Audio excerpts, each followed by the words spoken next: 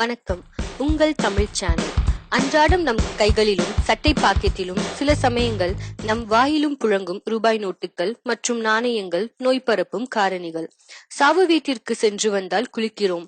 ஆனால் நம் சட்டைப்பையில் புழங்கும் ஒற்றை ரூபாய் நாணயம் எந்த பிணற்றின் நெற்றியிலிருந்து எடுக்கப்பட்டது என்று யாருக்கு தெரியும்? அப்படியாக பரவும் அத்தகைய நாணயங்கள் இன்று தவிர்க்க முடியாதவையாகிவிட்டன. அடுத்தபடியாக மருத்துவமனையில் புழங்கக்கூடிய ரூபாய் நோட்டுகள், நாணயங்கள். காய்ச்சல், சளி தொடங்கி சொரியாசிஸ், மூலம், H1N1, டிபி, இதர பால்வினை நோய்கள் ஆகிய அத்தனை நோய்களையும் தாங்கி வரும் நோயாளிகள் சிகிச்சைக்காக தரும் ரூபாய் நோட்டுகள் மருத்துவமனை மூலம் பரவுகின்றன.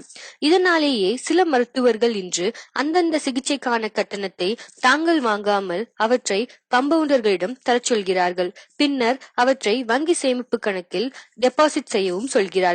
சாக்கடை மற்றும் கழிவுநீர் சுத்தம் செய்யும் பணியாளர்கள் மூலம் பரவும் ரூபாய் நோட்டுகள், நாணயங்கள். அதிக அளவில் பாக்டீரியாக்கள் வாழக்கூடிய அந்த நோட்டுகள் இன்று நம் சட்டை பையில். இயற்கையாகவே இந்த துப்புரவு பணியாளர்கள் அதிக நோய் எதிர்ப்பு சக்தி பெற்றவர்கள்.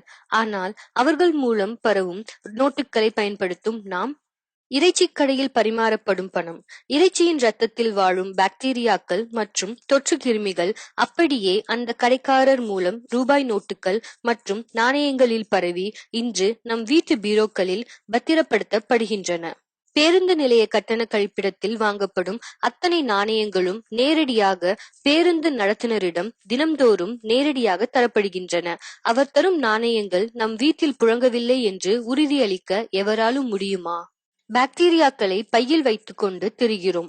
பரவும் அபாயத்தை மறைக்கிறோம். மற்ற வளர்ந்த நாடுகளில் கரன்சியின் வாழ்நாள் 5 வருடம்தான். அதற்கு பிறகு அவற்றை எரித்து விடுவார்கள். ஆனால் நாம், இந்த பட்டியல் இன்னும் நீண்டு கொண்டேதான் போகும். இதிலிருந்து தப்புவதற்கு நடுத்தர வர்க்கத்தினரால் இயலாத காரியம். ஆனால் நாம் பாதுகாப்புடனும் விழிப்புணர்வுடனும் செயல்படலாம். நாணயங்கள் மற்றும் ரூபாய் நோட்டுகளை வாயில் வைப்பதை தவிர்க்கவும். எச்சில் தொட்டு பணத்தை எண்ணும் பழக்கத்தை அறவே கைவிடவும். கரன்சி மூலம் பரவும் பாக்டீரியாக்களை முற்றிலும் ஒழிக்க முயற்சி செய்வோம், பாடுபடுவோம். இந்த குறுந்தகவலை குறைந்தபட்சம் நம் நண்பர்களிடமாவது பகிர்ந்து கொள்வோம். சற்றே சிந்திப்போம். நம் சந்ததியினரை காப்போம். இது போன்ற சுவாரஸ்யமான செய்திகளை தெரிந்து கொள்ள தமிழ் சேனலை சப்ஸ்கிரைப் செய்யுங்கள். நன்றி.